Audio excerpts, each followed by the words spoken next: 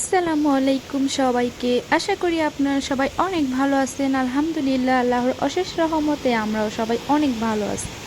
তো প্রতিদিনের মতো আজকেও আপনাদের জন্য নতুন একটি ব্লগ ভিডিও শেয়ার করার জন্য চলে আসলাম। আর আজকের ভিডিওটি হচ্ছে গিয়ে একদমই অন্যরকম, কারণ হচ্ছে গিয়ে প্রত্যেকটা জায়গায় হচ্ছে গিয়ে এরকম ঘূর্ণিঝড় আসছে। তো আমাদের এখানে যে এত বেশি হবে সেটা আমরা কখনোই ভাবি নাই। আসলে সবসময় ঘূর্ণিঝড় হয়, কিন্তু অন্যান্য দিকে অনেক বেশি ক্ষতি হয়, কিন্তু আমাদের এদিকে এত একটা বেশি হয় না, কারণ আমাদের এখানে সাধারণত একটু বৃষ্টি হয় এতটুকুই। তো এবার যে এরকম ঘূর্ণিঝড় হবে সেটা কখনোই ভাবি নাই। তারপর আলহামদুলিল্লাহ আমরা ভালোই ছিলাম এবং কি সুস্থই ছিলাম এবং কি নিরাপদেই ছিলাম। আর অন্যান্য দিক বা অন্যান্য এলাকায় অনেক ক্ষতি হয়েছে, মানুষ অনেক কান্নাকাটি করছে, কারণ অনেকের অনেক ক্ষতি হয়েছে। তো মানুষের কষ্টগুলো দেখলে আসলে অনেক খারাপ লাগে। তো কি আর করার, আল্লাহ দিলে তো আর কিছু করার নাই। তো আপনারা দেখতে থাকুন। ওই যে আমার শ্বশুর বাড়ি দেখা যায়।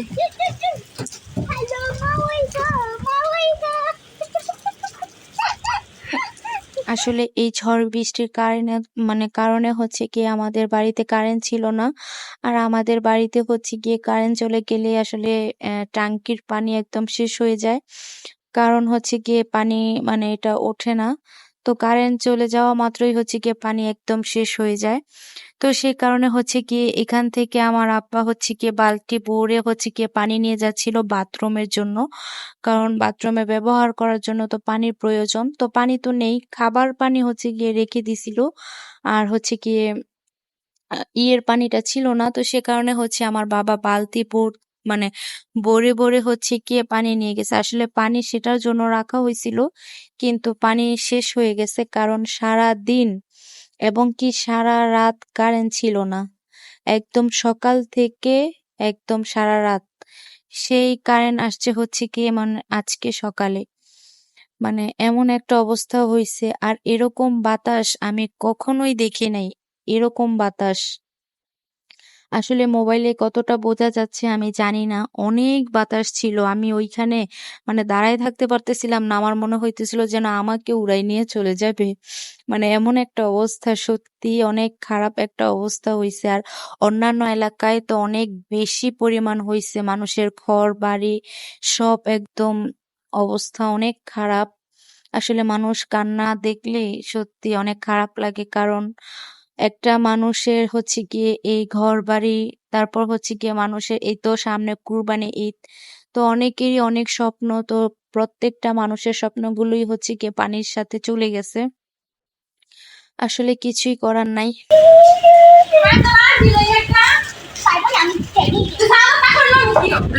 জামা কাপড় লইব কিও? নাউজুবিল্লাহ, আস্তাগফিরুল্লাহ।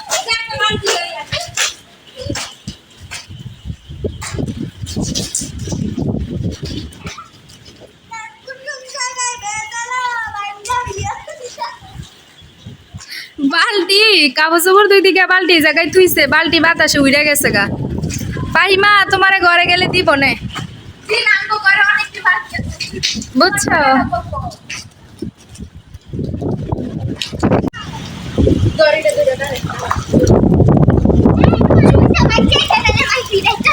কে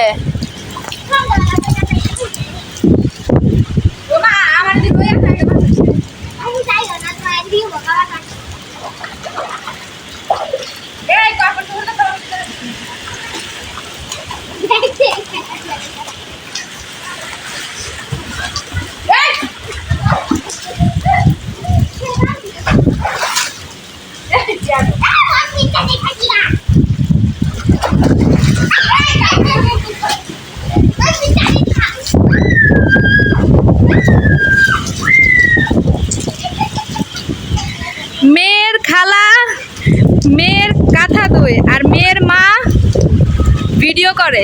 সুন্দর না ব্যাপারটা? আসলে মেয়ের খালা হলে তাদের ভাগ্যে আসলে এগুলাই জুটে।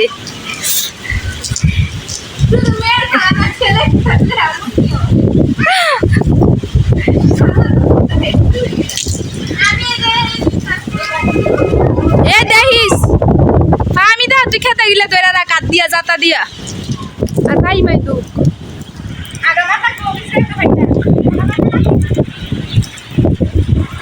ভাই মা গো বিদ্যা দিতেছি কা কেডা হ্যাঁ তোমার মাইয়া বালতি ডুবাই লাইছে বালতি বাতাস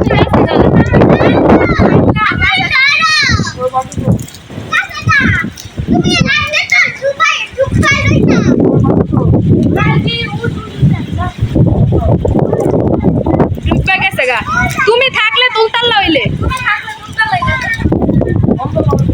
তুই যে কলা গাছটা রান্দা ভাইবা ডুব দিলে ভাইবা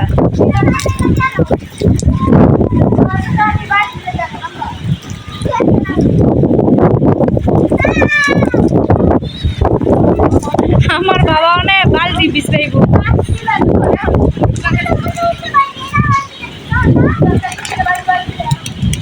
বালতি ডুববা গেছে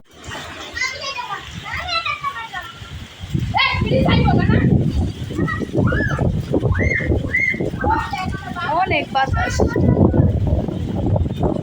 আরো সামনে ওই যে গোলাপি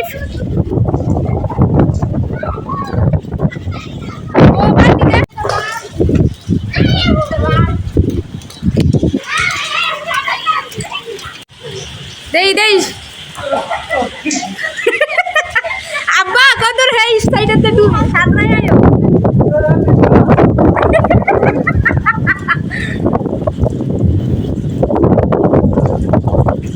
ময়লা ডিজিয়া করে দেস্তা বালতি তুমি থাকলে তইলে নগদ পাইলে হইলে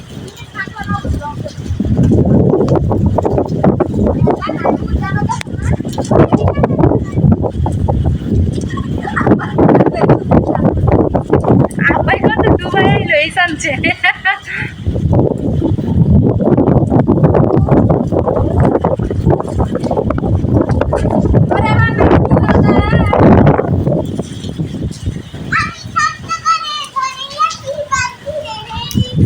একদম অন্ধকার হয়ে গেছে গা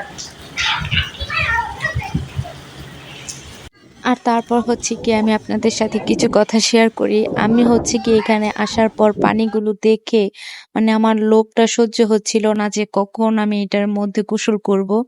যেমন বাতাস ছিল তেমন বৃষ্টি, মানে বলার মতো না।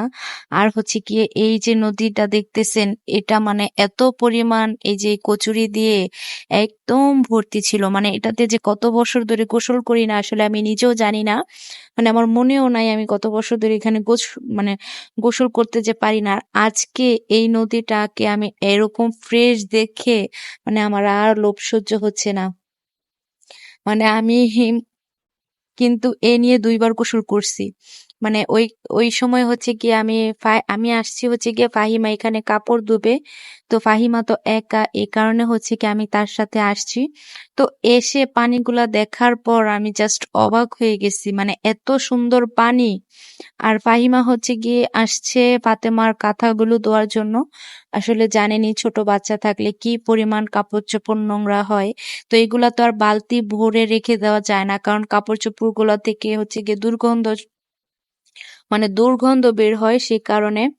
তো পানি তো ছিল না, তো সেই কারণে ওই নদীতে যাওয়া। তো ফাহিমা আমাকে বলতেছিল যে নদীর পানি এত সুন্দর হইছে, মানে আমি বিশ্বাস করি নাই আসলে কথাটা কতটুকু সত্য। মানে আমি যাওয়ার পর অনেকক্ষণ দাঁড়িয়েছিলাম, আমি হচ্ছে গিয়ে নামি নাই। মানে আমি এর আগে হচ্ছে গিয়ে দুপুরে এই ছাদে গেছি, ওইখানে বৃষ্টিতে আমি ভিজছি একবার।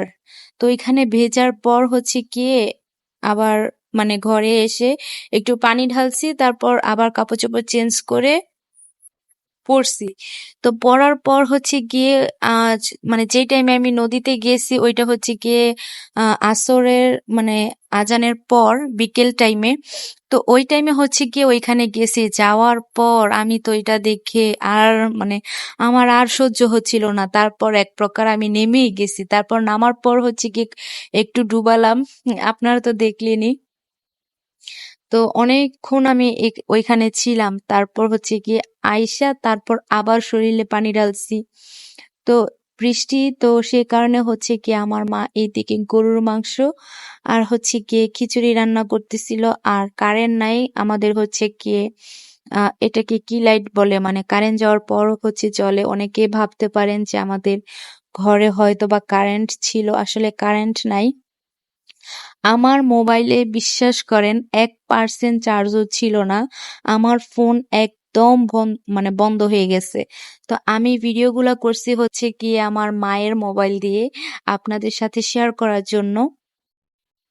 কি করব, নিজের ফোনে তো একদমই চার্জ নাই। আসলে আমি ভাবতেই পারি নাই যে সকালেই এরকম অবস্থা হইব আর এরকম যে কারেন্ট চলে যাবে আর যে কারেন্ট আসবে না। কারণ আমি রাতে মানে ঘুমাই ২টা ৩টার সময়, আমার মেয়ে ঘুমায়। তো তারপর হচ্ছে গিয়ে আমি ঘুমাই। মানে আর উঠে মোবাইলটা চার্জ দিতে আমার ইচ্ছে করে না। তো এইভাবে ঘুমাই যাই। তারপর হচ্ছে গিয়ে সকালে মা হয়তোবা ফাহিমা যেকোনো কেউ মোবাইলটা আমার চার্জ দেয়। কিন্তু ঐদিন সকাল থেকেই কারেন্ট নাই, আর চার্জ দিবে কিভাবে?